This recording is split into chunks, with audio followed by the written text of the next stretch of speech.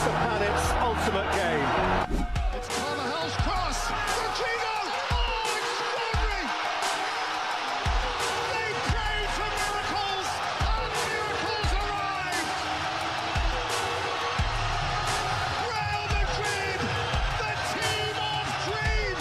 Xhaka's corner shot. A game of the Arsenal bench. This is the lead. Would the tilted?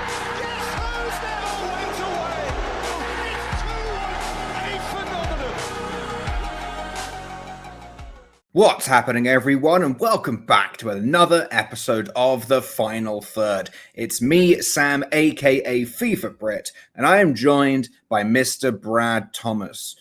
Brad, another week of Champions League and Europa League and Conference League has passed us by. It's our first one without first half shots, and honestly, I did not have a good time. I was not enjoying it, and not even because we didn't just have first half shots, but I just had a bunch of really bad beats. Each day was different, was bad for a different reason. But enough about me. How was your week? Week was okay. We're up a couple is of minutes. It definitely feels sad without first half shots. Mhm. And it also feels like the books have been like a little more protective of player props, Yeah. like setting really weird lines or like setting lines that are so like not soft, but like when there's a little bit of money that comes on it, it plummets down to like pennies, like that's hard as a sports bettor because like most of the time the information gets out before a sports bettor gets it. Then you're like, yeah, why the hell is this guy who randomly starting at right wing minus 130 to take two shots, Yeah, no, I feel that. I mean, and it happens all the time in the European competitions because you see so much like rotation and teams trying out different stuff. Yeah. And then, but it's just like it's a glorified La Liga. It's just like they try it, but then at the end of the day, it's these just horrific clubs who have nothing else to lose, and it's just like if you see a left back playing left wing, and he's priced at like plus 1,300 to take two shots all game, you're like, yeah, fuck it, I'm gonna take that every time, and then he'll end on one just to fuck with you, and it's just like motherfucker every time. Yeah, it pisses me off. So this is why each day was bad. Tuesday, I'm not even sure which one is worse.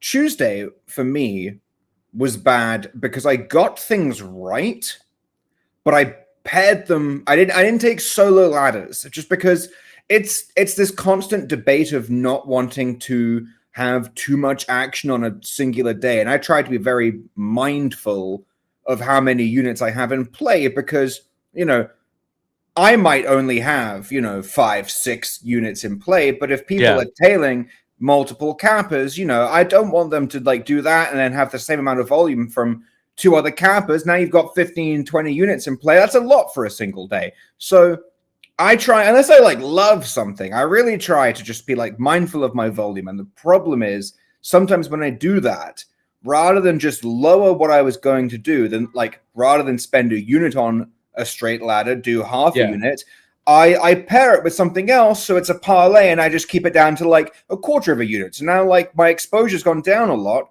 But if one of those reads gets fucked up, now we're leaving with nothing. And that's just my own flaw, because I'm trying to be cautious and then I kind of fuck myself over doing that. So I need to run you down. These are the things that I hit in massive quotations.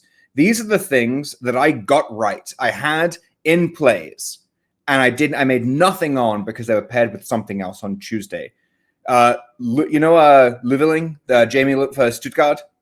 Him for 3 shots, plus 270. Him for 4 shots, plus 750. Jamie Gittins to score assist against Madrid, plus 380. Stuttgart as a team to take 17 shots, plus 470. Stuttgart as a team to take 20 shots, plus 1,300. I had all of those involved and fucked them up because they were paired with something else. And that's just, that's on me, But then the opposite happened on Wednesday, where I felt good about stuff, kept it, I kept it limited to like a few solo ladders and then nothing hit. So it was just like, now you're just straight up losing. So both bad for different reasons. And in both scenarios, I come away with no money. Well, not no money. I profited on Tuesday because of Joseph Martinez in MLS. Oh, I saw that. Rocked up with 2 goals. There was no way I wasn't going to ladder that guy's goals against his former club. Like that's, that was always going to happen. So he made up for that on Tuesday. That helped a lot. But then Wednesday was just rough, and today was meh. It wasn't brilliant. It is what it is. Man, I had some. I could have like made more money, but like I took Leon to score a goal. This is how brutal live betting is sometimes. Mm-hmm. Leon at the time 24 shots. I take them to score a goal when I could have just taken over 1 goal in the game. And goddamn, and Besquitas score a goal and Leon don't, and so I lose. That's annoying. Yeah. Sometimes we get a little greedy. It is what it is, Or this one. Okay, so normally my strategy. Oh, I'm gonna give my secret strategy out to the world. Ooh. I want to hear the secret. If a home team is up a man, and they are playing, it's 0-0 or it's tied, and they're an aggressive front foot team, I'll split a unit between either -1 or money line, depending on the price, and corners. Well, Anderlecht was playing Ludo, and Ludo's really good, even down a man. So I didn't take money line. I just took corners. Lost by 1 corner. They won 2-0. And I was like, are you kidding me? That's brutal. And to make it worse, they conceded a goal in the 90th minute. And I was like, oh, see, that's why I didn't bet it. 1-1. I knew it. VAR, and then they go score a second. There we go. That's the way it goes. Yeah, VAR was particularly annoying this week. Yeah. I had, the play that had Stuttgart team shots in was Club Brugge. Club Brugge playing against, who the hell were they playing against? Don't even remember. But I forgot. I can't even remember. I think I blocked the game from my mind. Milan. That was it. Yeah. They had 5 shots in the first 10 minutes, and their total line was 9.5. Yeah. And I was thinking about taking that straight. I ended up not doing it. I think I played them for 13 and for 16, I think it was, which was like the max that the ladder could go up to. And I had that paired with Stuttgart 17 and 20.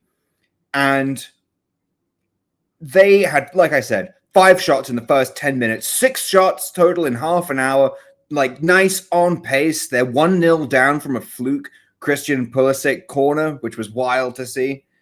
And, perfect, 1-0 down, but still having momentum. That's the perfect recipe for shots. And then they get a red card. And this was one of the most stupid, idiotic red card decisions I've ever seen. And I'm not saying I don't understand why it was given, because I think it was Loftus-Cheek. I can't remember. I can't even remember what happened. Well, I don't remember the player involved. But the Milan player goes to ground. It's a 50-50 challenge. He goes to ground, and as the guy on Club Brugge is coming in to take away the ball, he goes to ground, slides into the path of the oncoming guy, who then is already in momentum. He's already taken the step forward at this point, going for the ball. And then the Milan player comes in and just so happens to leave his trailing ankle, and then the Bruges guy steps on the guy's ankle. To me, that was really brutal. It's not like you can't. And then VAR spent 5 minutes looking at it. It's all going on. The referee is just coordinating everything. He's not even looking at the screen. VAR is slowing this shit down. and of course, the second you put something in slow motion, or you take way worse, and you take a freeze frame of a guy with his foot on a guy's ankle, immediately that makes it look 100 times worse. But it's just that's not what happened. If the Milan player is in possession of the ball, and then a guy comes in and takes his ankle out, and he's the one that initiates the challenge, that's completely different. That is a totally different scenario. That's a red card. But you can't then do that when you're both going for the ball and the Milan player is the one who puts his leg in, not even in possession of the ball, both challenging for 50-50 ball, puts his ankle in the path of a guy who's already in motion and happens to, the guy, you can't stop yourself at that point. You're just taking a step. Yeah. And he can't do anything at that point. VAR slows that shit down and the guy gets sent off and they ended on, that was it. They took 3 more shots the entire game after that. They ended on 9. So thank God I didn't take their base, because if they ended on 9 and I needed 10, that would have pissed me off too. And then I was just in my head, and I didn't want to like double down on the Stuttgart look, even though that's completely unrelated to what happened in the Bruges game. Like that's just me being upset and just like just not thinking about it and just being like, fuck it. I don't want to lose on this thing twice when, in reality, they are separate plays with no impact on each other. Got to remind myself of that a lot more. I had what's his name? Jutgla. I had him 2+ shots on target. Yeah. That freaking he hit the first one. Obviously, I took that too, but like early on, like 3 minutes in, right? Yeah, and then the red card comes and I'm like, are you kidding me? Are you kidding me? Like that was, oh my God. I was so pissed. And then I was ranting about it on Twitter. Now that'll come as a surprise to you. I'm normally a very relaxed and calm person on Twitter. Said no one ever. I was mad about it. But like not even, I mean, like, yes, obviously, because it fucked my bet over. Like, I'm never going to deny that. But also just as like a general enjoyer of football, that pissed me off. And this, like, as someone who is constantly speaking out against like poor officiating and wanting more consistent officiating, especially when it comes to VAR intervention, like that's something I talk about a lot on here, on Twitter, in the Discord, talk about it a lot. And then these just like loads of people, not loads, but like a few annoying people are just like, oh, you're just mad that your bet lost. Don't bet money that you can't afford to lose. And it's just like, yo, firstly, the bet hadn't lost yet. This was at halftime. So I'm just like, one, hasn't lost yet, probably is going to, and I'm okay with that. But like, two, anyone that knows anything about me knows that there are two very clear sides. There are two sides of my like personality, especially my personality on Twitter. There is the one that actually cares about bets, that's going to give you the analytical write-ups and stuff that you should care about when it comes to betting your money. And then there is the shit-talking, like full of banter, does not give a shit, will make a joke about anything side of me, that just wants to yell and complain. And you have to be able to figure out which one is which. And frankly, it's not that difficult, Like I was complaining about Arsenal, just like not looking brilliant against a horrific Shakhtar team. And that flew in the face. That's not what I said. Flew in the face of the bet that I actually placed on the game, which was Arsenal under 22.5 shots, which cast by like 10 shots. It wasn't even close. We ended on 13 or 14. So, like I'm sitting there begging Arsenal, yo, go and get a second or third goal, please. Go and shoot more. We have to win this game, guys. Even though that was like directly against what I actually needed for financial purposes. So like I can separate that side of me, and clearly some other people can't, or they seem to be misunderstanding the fact that I can do that. It's just like, no, I can. Can you? Yeah. So that was annoying. People are idiots. Yeah, you said that. We think the same thing, especially on social media. Like, and 90% of them hide behind their little freaking. Oh yeah, there's this one account with no profile picture that just like I haven't blocked them because they never say anything publicly, but like every 2 weeks they just send me like a random DM. It'll just be like sack ass or like Foden clears your boy. And I'm just like, I just don't even react to the message. I just keep reading them. It's actually really funny. And it's just like, it just keeps going. And because every now and then he'll come up with a new one, he'll just like slide a new one. And then like last week he just said cunt. And I was like, nice. Wow, brilliant. Thank you. That must have taken you a long time to think of. And it was just, so it's just like, everyone says I need to block people. And if I'm being honest, I do need to, stop engaging with idiots more. I think is a lesson to be learned. That being said, sometimes it is really fun. And that's if it's someone that I think I could make an example out of, typically someone who's coming at my like betting performance, and I can just easily throw up my like performance to date and be like, fuck off, you're wrong. Just flip the middle finger. Exactly. So like if there's ever an easy chance to do that, then I absolutely will engage. But if it's just going to end up being like a dick swinging contest, then I'm going to try and steer clear of those, because frankly, it's no one wants to see that. And people that have my notifications on, you don't want your notifications clogged up by that shit. That's a waste of my blue check mark, man. So I'm gonna keep the back and forth arguing to a minimum, unless I can really just fucking dunk on someone's head. Then it's coming back. I don't block people. I used to, and you're actually probably nicer than I am. I just normally just tell them they could stick my whole nuts in their mouth. I should do that one time too. But I like to see that's the British side of me, Brad. I like to be too witty about shit. You like the banter. You like yeah. I need to like cook up I need to roast someone. I need to just send them home crying. And if I can't think of that, then it's not worth replying to. Send them home crying. It is the British in you. It is. Alrighty. Well, betting-wise, it wasn't a brilliant week, but I'll tell you what, we had some really interesting games, especially in the Champions League. Madrid came back again. Oh my God. Every time you think they look shit, they come back. And that's why I'm pissed, because I bet their double chance against Lille, and that's the one time they didn't actually do it. And then 2-0 down against Dortmund, I was like, yo, I know Dortmund aren't very good away from home, but this is revenge for the Champions League final. I'm not saying Madrid aren't going to come back, but I'm just going to sit back and enjoy this. And then they hang 5 goals on them in the second half, and I'm just like, damn. All right, okay, that's Madrid right there.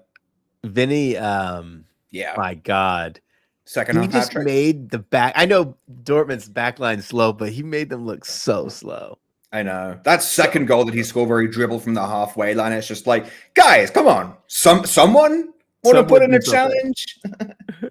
Yeah, no, I mean, that was sick, you know? I mean, look, they're a very good team. It's really interesting because honestly, I think a loss might have actually benefited them going into the January transfer window, because Perez just refuses to sign defenders. And it's just like, you can't just rely on your ability to hang 3, 4, 5 goals on a team in the second half. Like, yeah, you have the potential to do that. We know you have Jude Bellingham, Vinny, Mbappe, Rodrigo sometimes.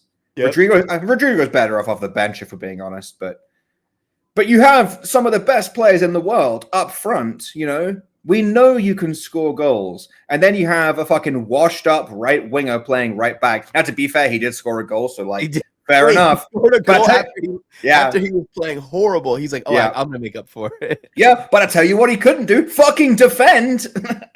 It's just like Thomas Partey scoring that goal against Aston Villa just to paper over a shit performance otherwise.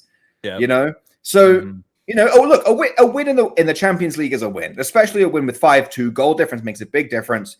So, you know, no one's going to say it's a bad result at the end of the day, but I do think it's hiding some of the very clear issues that Madrid do have, especially in that back line. Yeah. I mean, God forbid Rudiger or Militao gets hurt. They're toast. Yeah. That back line is what's Shannon Sharp say? Neck bones, collard greens. You can eat against them. And you know, I'm actually pissed about that game because I wanted to take Madrid to win and both teams to score. And I talked myself out of it as if there was some way the game was going to end Madrid 1-0 or 2-0. Like there was no way that was happening. Yeah. But you know how it goes when you just start thinking too much and you overthink it. Oh, yeah. Been there. It is what it is.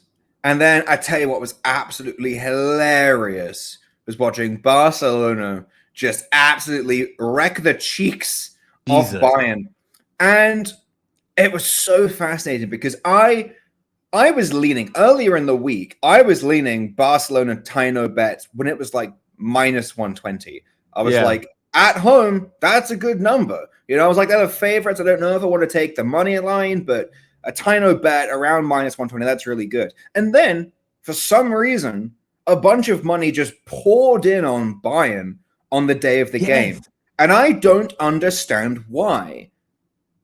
I just don't get it. Like, unless people really are, unless there are gamblers out there, and that's gamblers in massive quotes, people that spend money. I'm not sure how much thought goes into this, but unless there are people actually logging into like FOTMob and just like looking at like the past results, and you go back and you know what? Historically, Bayern Munich have dominated Barcelona, but these are results from 2020, 2019, 2018. We're going all the way back here. This is years ago. These are completely different squads, and it's just like I don't understand why people place so much stock in head-to-head when these games happened so long ago. Now, if there were other reasons why people wanted to back Bayern, then fair play. If that's your angle, that's your angle. But as someone who really doesn't care about either team, I think Barcelona are a bunch of cheats, but I can at least appreciate the fact they play very good football. Coming into it, if you had to say who's the better team right now, Barca or Bayern, I really don't know anyone that was saying Bayern. No. Like, honestly not. It'd be really hard, Like, they couldn't beat Leverkusen. They lost to Aston Villa. Have they looked better than they did last season? Yeah, I'd say so. Kane is still playing very well, but Barcelona just look completely unreal. They look so good under Flick. I think it's easy to sort of get caught up in partisan hatred of teams. Like, I hate Man City. I'm very honest about that. But that doesn't mean I would ever not respect them as a football club, Yeah. So I don't know. But at the end of the day, I just didn't take the Tino bets. That's something else I'm annoyed at myself at. I looked at the money come in on Bayern and was just like, wow, I can get Barcelona Tino bet at plus 130. Wow, that's really good. And then I just didn't do it. So I didn't do it either. I went mad at myself. It's so obvious. I went on BetUS and talked about it, and I'm like, what is wrong with me? What the heck is wrong with me? It was painful, man. Really annoying. But you know what? I think that was a good wake-up call to anyone that was even considering not respecting Barcelona, which I tell you what is going to make this weekend really interesting. And then the only other thing I wrote down for my recap of the week was don't stop saying dumb shit about Arsenal. And this is mostly aimed at people that say dumb shit about Arsenal. It's been a rough week for Arsenal, okay? Over the weekend, we lose 2-0 to Bournemouth. Another red card. I mean, should we talk about this? I won't go on for too long, Brad. Start the clock. We're going to keep this one under 2 minutes. Okay. But now we'll start. Did you see the Saliba red card incident, Brad? Yes. Okay.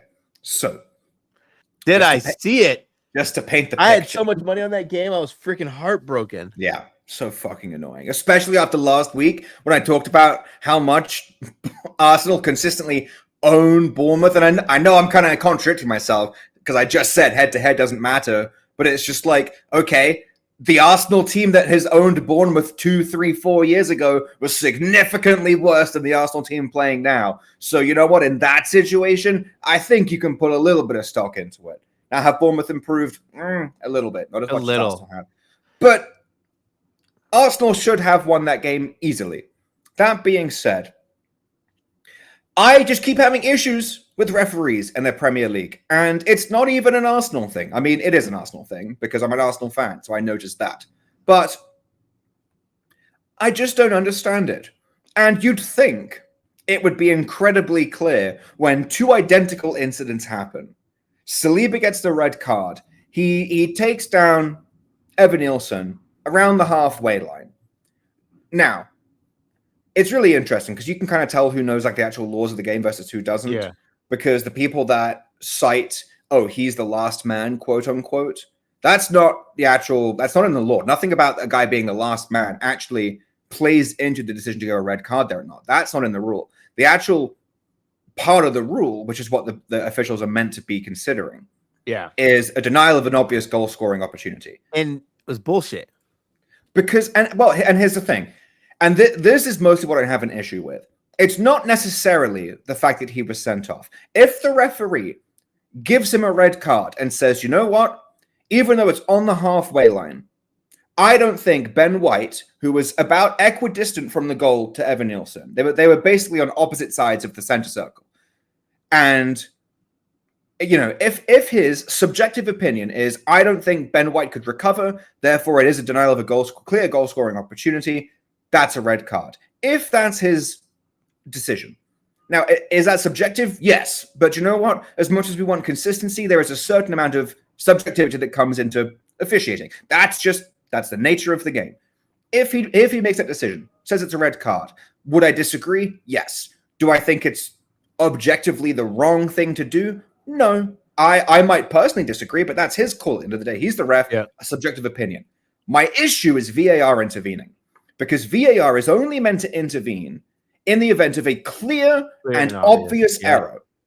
And the very definition of a denial of a goal-scoring opportunity is subjective. It's up to the referee. The linesman hasn't flagged it. The ref has watched it. He had a perfect view of the incident, gave a yellow card for it. So at that point, it's the VAR official who then imposed his own subjective opinion and said, you know what? I think this is a denial of a goal-scoring opportunity. Calls him over, advises a red card, and a red card is given. That's what I have an issue with. Because that is not how VAR is supposed to. That's not how it's supposed to work. And you know who the VAR official was? Jarrett Gillett, who's an Australian referee who's also a Liverpool fan. Wow, well, how convenient to have Saliba ruled out before Arsenal play Liverpool. Oh my god. Oh, how interesting. And it's just like that. So that pissed me off. And then it just. The absurdity of the decision was then further highlighted the very next day when the Chelsea defender, I don't even remember which Chelsea defender it was. It's one of their like younger guys. Chelsea defender completely wipes out a player on the halfway line who's about to make a break.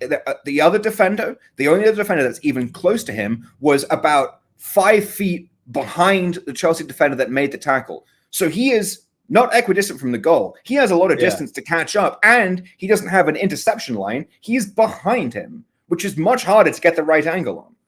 He gets a yellow card. VAR does not intervene. That is ridiculous. You know? Yeah. Now, I agree. I actually agree with that being a yellow card. I don't think it's a red card. It's on the halfway line. Not a denial of a clear goal scoring opportunity. But if you're going to give a red to Saliba, you have to give a red to this guy. It's the same thing. And then Sky Sports News were putting up Evan Nielsen and Ben White's top speed in the Premier League and saying that Evan Nielsen would have been through on goal because his average top speed was 1 mile an hour faster than Ben White, not taking into account that you run faster without the ball than you do dribbling the ball. You know? Oh my god! Just going on, and it's just like no one else is covered like that in the English media. No one else do they go to leaps and bounds to justify the way that we get treated. Like, putting a player's average speed with a difference of 1 mile an hour. Now, if it's fucking Per Mertesacker, I'd be like, yeah, fair enough. He's not catching up, but I've seen Ben White, like, recover and catch up to, like, Mbappe. Like, yeah. Like, he's made brilliant recovery challenges before. It's just like, what are you talking about? You know, it's so frustrating because everyone just loves to hop on Twitter and just go, do you know what? You know, Arsenal players should, you know, they should obey the rules. You got to follow the letter of the law. They love throwing out the letter of the law. And then that very same letter of the law is never applied anywhere else. You just won't see it. Like, a year or two ago, when Martinelli gets 2 yellow cards in the same sequence of play and gets sent off, even though the very definition of a yellow card is a caution. It exists to caution a player and be like, hey, that's your last warning. Don't do that again. But no, the referee gives him 1 yellow card, then a 2nd yellow card immediately afterwards, sends him off. There's no caution there. That's not a caution. And you will never, ever see a player be given 2 yellow cards in the same sequence of play. It won't happen again. But they'll just be like, "Oh, Martinelli should have followed the rules." Anyway, I think I was slightly longer than 2 minutes, but we may have kept it under 5. Yeah, I mean, that's my stop saying dumb shit about Arsenal rant. Maybe 7, but yeah, that call, like, and it sucks too because, like, that wasn't like you said, clear and obvious. Like if it was an egregious error, fine. But you literally changed the game. It changed that impact the game on an opinion. Yep. That's the thing. And the Prem literally instructed their referees. They said, we do not want VAR to re-referee a decision. It should not be a subjective thing. It should be you have missed something obvious that you should have seen, but you didn't. You are clearly wrong. You now have to fix this. That's not what that was. Clear and obvious. Those are the two very distinct key factors that, like, from the beginning of the implementation of VAR, it was always overturn clear and obvious errors. And that's just not what it's being used for. It was brutal. Very annoying. Very annoying. But you know what? That's I've got it out of my system now. We can move on to the weekend action. Ooh, weekend action. Let's go. Alrighty. Premier League. There are a few games in the Premier League I want to talk about, but honestly, not my favorite set of games. That being said, I mean, honestly, the Saturday games, not brilliant. All the Sunday games, I think are bangers. But the Saturday games, not so much. We also have a game on Friday, so I guess today. That's Leicester Forest. Not sure how I feel about that. Could be fun. But the game I want to talk about is Brighton against Wolves. Now, as you guys know, if you've been listening for a while, I have this category of games, and it's simply games I think could be bangers. This is a game I think could be a banger. This game, the fixture historically has goals. Yes, I know. I'm calling back to previous results. But if you look at each team's previous results, in 5 of Brighton's last games, 4 of them have hit both teams to score over 2.5. The only one that didn't is a recent 1-0 win against Newcastle, but Newcastle sapped the life out of games, so I don't really judge that. And then all of Wolves' last 5 games, 5 out of 5, both teams to score over 2.5. And you know what? Both teams to score over 2.5 on FanDuel, so I haven't even shopped it around, just what I have in front of me, is currently -118. That works for me. Both teams to score. The Wolves are the highest both teams to score average in the Premier League, too. Yep. Both teams to score straight up on FanDuel is -168. A little bit juicy to play as a straight, but you could pair it with something else. Or if you think another team finds a second goal, which you would hope so, you can get both teams to score over 2.5. Currently -119. It's shifted 1 cent since I checked at the beginning of the show. -119. I think that's a lot of fun. Yeah, I was actually going to use both teams to score as a parlay leg, but I ended up passing on it. No particular reason. I ended up using Liverpool +1 as the leg because it was a good price still too. Fair enough. Can't argue with that. And in fact, when we get to the Arsenal-Liverpool game, I will tell you exactly how I feel about that. But yeah, I think this game should be a high-scoring game. I think really the only potential way that this doesn't go well is if Wolves don't find the net. But honestly, Wolves have been scoring. They just keep getting outscored. Yeah. So, you know, they've been doing a really good job of scoring, better than I thought they'd be, especially, after Neto left, Yeah. They've also had, I think statistically, they've had the worst, the hardest schedule. Like, I know that I'm pretty sure they're still bottom. They haven't won a game, but they have really had a very difficult start to the season with who they've played. This one is a tricky game, but they've played Arsenal, Chelsea, then they drew Forest, which that's a game you should win. Newcastle, Villa, Liverpool, Brentford, City.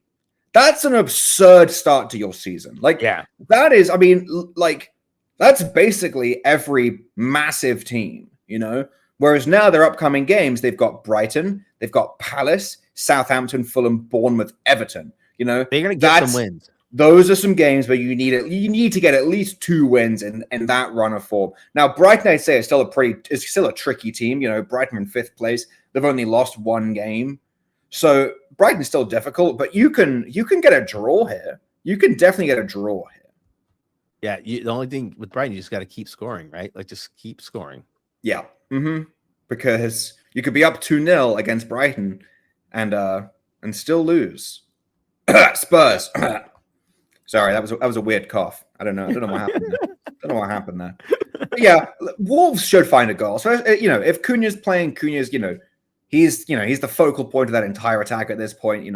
I like him a lot. I'd be surprised if he's still there next season, especially if they do end up going down, which I hope they don't, but who knows? He's a really good player. I also love Ait-Nouri. I think he's such a, if I had to think of, what should a wing back look like?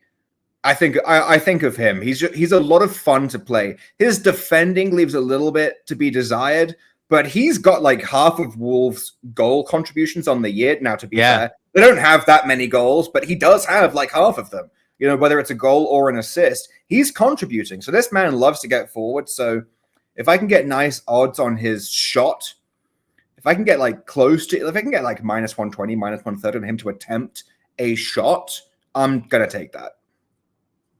Yeah, he is. I like his shot on target. It's always nice. Mm-hmm. That's always a really fun one. Yeah, it's always priced at +2 or +300 or something like that, and he's always lurking around the penalty box.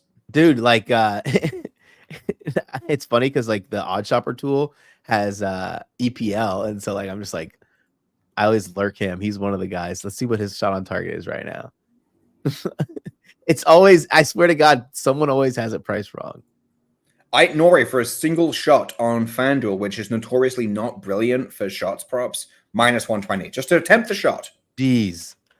That's very tempting. That's very good. I feel like I have to take that right now. Mm-hmm. It's really that's calling to me, like the Green Goblin mask. My computer wasn't going so slow. I would have told you. Oh, here we go. Yeah. No, I'm looking forward to that. And also, do you know what? Semedo does the same thing. He doesn't do it as much. But last season, I love taking Semedo, especially for first half shots, because every now and then there'd be the chance they would take 2 or 3. I never caught it on the right day, but he would typically do it in the cup when his props weren't listed, which always pissed me off. But Semedo loved to do it too. But now Ait-Nouri is really kind of stepping up this season. Yeah, he is. He started at the back end of last year, really, when you're really getting some good value on him. Plus 380 for one shot on target. That's very tempting. Jesus. Got to think about that. Alrighty. They're probably going to be playing from a losing position too. So exactly. He's going to roam forward. He's going to roam forward. Yeah, that's really all I had to say on that game. And then really, I just love the Sunday slate. I mean, we've got 3 games at 10 o'clock if you're in the Eastern time zone, which is the only relevant time zone. All you other fuckers, just get on our level. No one wants to wake up at 4 o'clock in the morning to watch the Premier League. But we have Chelsea. We have Chelsea Newcastle. This is an interesting one because I want to say both teams to score over 2.5, but I'm concerned that Newcastle don't score. I wouldn't be shocked either if they don't score. They're just not good away from home. They don't even play any kind of inspiring football away from home. I would understand. Boring. Yeah, I would understand if you were at least, I don't, and maybe it feels like they don't try. Yeah. That's their one big flaw. Yeah. I don't know. Really annoying. Chelsea moneyline sitting around minus 120, minus 130. That's tempting as well. I want to say it could be a high scoring game, but really Newcastle just concern me. So at that point, I'm thinking Chelsea moneyline or Chelsea team total, because Chelsea aren't really struggling to score right now. And I used to respect Newcastle's defense. I do think Newcastle could hold them to 1 in theory. So at that point, I just look at the money line. Yeah.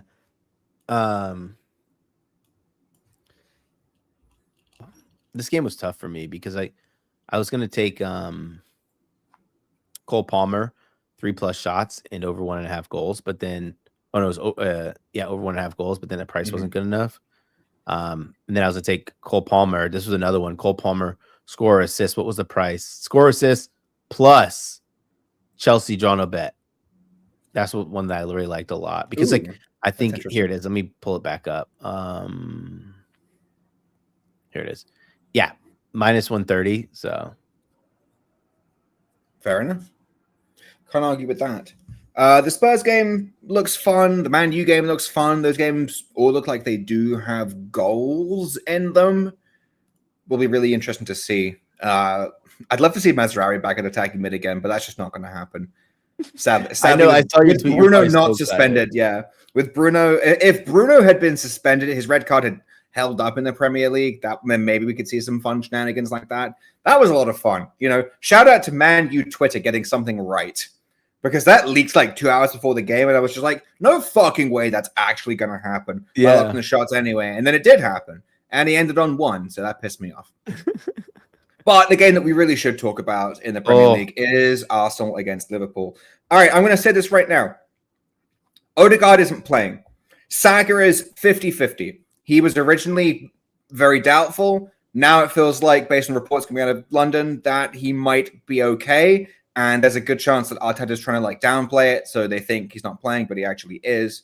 Either way, big question mark over whether Saka is playing. Saliba is suspended, as I've just ranted about. My God. And Calafiori could be out as well. So, lots of Arsenal players out. Now, before Liverpool fans get all pissy about this, I know you guys have injuries too, but you don't have your 2 best attackers out. You don't have your best defender out. So don't even fucking compare the situations. It's not like you have Jota out. Ooh, okay, big deal. Yeah, he's replaceable. Just put Gakpo at striker and put Luis Diaz at left wing. You will be fine. Or Darwin Núñez. He's just scored, It's not like Salah is out. It's not like Van Dijk is out, I don't care that Alisson is out. Kelleher is fine. And if Arsenal can't create chances, then it makes no difference who's in goal. So I locked in Liverpool tie no bet. The odds keep shifting around because no one's really sure if Saka is in or not. I locked it in at plus 112. I'm annoyed because the day before it was plus 130 and I looked at it and didn't take it and then it moved. So that pissed me off. But when I took plus 112, that was the best at the market at the moment. So shop around. But if you can get Liverpool tie no bet at anything above even money, that's a play for me. I played that for half a unit. And it's a bit different. It's a bit different for me because if Arsenal win, then I'm happy and I don't care if I lose half a unit. That's not the case. That's not the case for anyone that doesn't support Arsenal. But I promise you, it's not just an emotional hedge. I just don't think Liverpool should be priced as this much of an underdog. Even if it's at the Emirates. It's just like, without Saka, without Odegaard, we have zero creative outlet. No one is feeding the front 3. No. And without Saliba, we do not 3 have holding mids in the exactly. Too. It's 3 holding mids. And we don't have our, arguably our best defender, arguably one of the best defenders in the world will not be playing in that game. So, take Liverpool, take Liverpool. If Zinchenko starts at left back, take every Salah prop under the fucking sun. Take his shots. I would say take his first half shots, but that doesn't exist anymore. So fuck that. Take his assist. Take his goal and assist. Take literally everything, because Zinchenko's idea of defending is laying a red carpet out to the opposition. Whoever's playing right wing just has a clear path to goal or to cross it into the box at free will. So, do with that information as you will.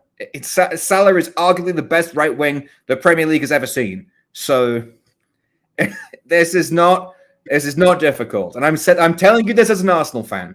Trust me, this is not going to go well. No, I'm on that parlay with Liverpool +1. So I'm feeling really excited, happy about it. Mm-hmm. Yeah, that's how it's funny. Actually, I'm looking at the odds right now. Let me see if this is a real book. Only one book still has even money for under 2.5 goals.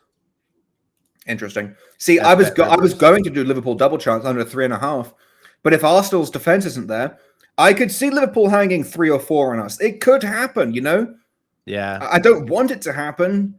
And I just went with a tie no bet because at that point, it doesn't matter what the score is. If Liverpool get a result, I'll be okay. So it is what it is. What price did you get no bet again? Plus 112. Ooh, nice. But it's going to keep fluctuating, and if Saka is in, you will get a better number on that. Yeah. Saka being in is going to make it will be the difference maker for Arsenal. But even if it moves up to plus 120, plus 130, I would still take that. This is the Liverpool team that is, they've had an easy schedule, sure, but they've only lost, once to Forest? That was a weird game. Every other game they've played very well in, and Arsenal, right now, without Odegaard, look shaky and aren't going to create. So at that point, it's a matter of Arsenal trying to restrict Liverpool And if Liverpool get a goal, I don't see Arsenal being able to create one unless Saka is playing healthy. And even then, I would still take Liverpool tie no bet. And you will get a better number if he's in. So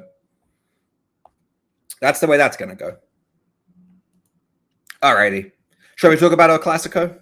Yeah. Only the biggest game of the weekend. This one's interesting. I'm not going to take a side in like the debate about which team is better because both teams are very good, and it's at the Bernabeu. So Madrid are at home. Now, I know that this game is always big, but just to put into a little bit more context, Madrid are one game away from breaking the La Liga undefeated streak. That streak is currently held by Barcelona. If Madrid win or draw, they will break the record. They've equalized the record. If they get a result against Barca, they will break Barca's record. And I believe it's 43 games, still 6 short of what Arsenal did. So if Barcelona win, I'm just saying, prepare for me to tweet about Madrid not being able to do what Arsenal can. I'll be looking for nibbles, but it's a big game. It's a big game. I don't know how you don't take double chance on Barcelona though. Yeah, it's like what, minus 130, something like that. Minus 125. I am really tempted to do that. They just look so good. Or just ladder Vinny and Rafinha. May the best Brazilian win. Yeah, that works too. I really hope this game. I want this game to be high scoring, but there's also every chance it's an absolute bloodbath and they just keep like hacking each other. I mean, that could happen with any La Liga game, but you know, it's always a possibility. Yeah, I think so. There was the price on Barcelona team total was plus 140 earlier. Wow. That's really tempting. 9 a.m. It's down to plus 115. Yeah, I mean, it doesn't surprise me after watching them obliterate Bayern. That makes sense. Yeah. But yeah, we'll see. We'll see. I do lean Barcelona, but you know what? I mean, it's just so hard to say. Like I'm not trying to piss off any Madrid fans here. You guys are still good, guys. Don't stress. Don't stress about it. But yeah, look at both teams to score over 2.5. If you have cards, just look at whatever look at the card over. To be fair, it's probably going to be wildly inflated. But this game is a hack fest. But I mean, look, just don't go crazy on it. Just have fun. Yeah. Vinny props, Mbappe props, Lewandowski props, Yamal props, Rafinha props. You got loads of exciting players here. It's just going to be a matter of getting the right combination. So, we'll see. Yamal assist. Rafinha to score assist, Lewandowski goal, Mbappe goal, Vinny to score an assist. Any of those is perfectly fine. Mix and match. Knock yourself out. This is gonna be banger. I'm looking forward to it. That's gotta be it's the game of the weekend for sure. For sure. I have nothing to talk about in the Bundesliga, and really we only have a couple of other games that look interesting. In the Serie A, Brad, this is your area of expertise. We have Inter against Juve. I'll tell you what I think. Under 2.5. So freaking pissed. Why are you pissed? Because we get rid of Allegri for the nonsense that he tried to pull on the soccer field. Mm-hmm. And Mata does the exact same thing against Stuttgart. We had no plan. Well, Our plan was to sit and defend at home for 90 minutes. I'm taking Inter money line right now. Fair enough. It's gonna go. The game's gonna go under. What's the total? Yeah, you can get it's juiced, but you can get under 2.5 for like minus 140. It's in the minus 140, minus 150 range. But yeah, I mean, I don't see 3 goals in this game. No, I don't. This team, man, True's team. This is the closest we're getting to a Brad rant. I think we deserve it. I know, and I get it. They're banged up and whatever. We don't have Coop. Wes is out too. Mm-hmm. Blah blah blah. But there's one thing when you're trying and not scoring. There's nothing when you're taking 3 goals in an entire match and you're playing at home. Yep. Fair enough. But yeah, Inter look good. The under looks good. And you just heard a Juventus fan tell you that Juve sucks. So it's a rough weekend for Arsenal and Juve. Yeah, it is, man. And so then brutal. And then I'd say this is fun. We get all the marquee matchups for each league. The only if only we got Bayern and Leverkusen in the Bundesliga, then we really have everything. But in Ligue 1, the only game worth talking about, Marseille against PSG. Again, this should be fun. Marseille love a red card. Yes. Which is always, these games are always wild. So if you can look at red card props, those are fun. Problem is, those kind of ruin games. I mean, but that being said, PSG are going to score a bunch. Marseille are at home. You would hope that they can score, but then again, who knows? But this game should be a fun. It's the only team that can actually challenge PSG. And if you think Marseille aren't all that, if you think this is PSG's to lose, brilliant. You can get PSG money line at -105. I wouldn't do it. I would take Marseille double chance. Okay. I think Marseille will be able to hold their own goal scoring wise. Marseille aren't going to be good enough to keep PSG out for multiple goals, right? Like PSG probably going to score twice. I think that's -140. But I do think Marseille can score and can frustrate the defense of PSG. Like maybe you get a 2-2 banger or something. Yeah. Well, we could always do my favorite little combo. Both teams to score over 2.5 and a goal scored in both halves. That's -113. Ooh, that's tasty too. Without the goal scored in both halves, it's a little bit juicy. It's a price it right now -149. It's not quite where I want it to be. You add in a goal scored in both halves, you get -113. Ooh. I really like that. Marseille should be scoring at home, and I would be shocked if PSG can't find 2. Yeah, I'd be pretty shocked too. All righty. Any other games that you wanted to talk about, Brad? No, those were fun. I'm literally about to lock in this freaking Juventus bet. Oh my god. Oh, the into money line. Yeah, I'm about to do it. Nice. Fair enough. Can't argue with that. I'll probably try and stick the under in there somewhere. Yeah, it's kind of weird. I think the better bet would probably be like double chance for Inter and under 2.5. But I'm not getting creative. Excuse me. Fair enough. All righty, Brad. Anything you want to plug before we say goodbye? Yeah, check me out on the old X at MrBradThomas. Beautiful. I love saying the word beautiful. Ever since I pointed it out like 2 episodes ago, now I notice it every time, but after I say it, it's just like, oh, I really just like the word beautiful. But anyway, you guys can follow me on Twitter at FIFA Brit. And if you haven't signed up for Gold Boys already, now is the best time to do so. We have all the major sports going on. NBA is back, yo. All right. And if you aren't following me on my Celtics bets with Peyton Pritchard props, he's my boy. So get involved. But also there are people that know way more about basketball than me. Come for that. Trust me, they will do you right. Every major sport's going on right now. Best time to join. You can sign up at goldboys.com. Shout out to the Gold Boys Network for continuing to host this podcast. We appreciate you greatly for allowing us to just yap about bullshit all day long. Brad, lovely to see you. Best of luck with all your bets this week. I'm looking forward to it. It's going to be a lot of fun. Maybe not for Arsenal, maybe not for Juventus, but should be a good time. Everyone at home, if you aren't following the podcast, go drop us a follow. And if you're feeling generous, maybe leave us a 5-star review. Brad, I will catch you next time. Peace out, baby. Peace. Peace.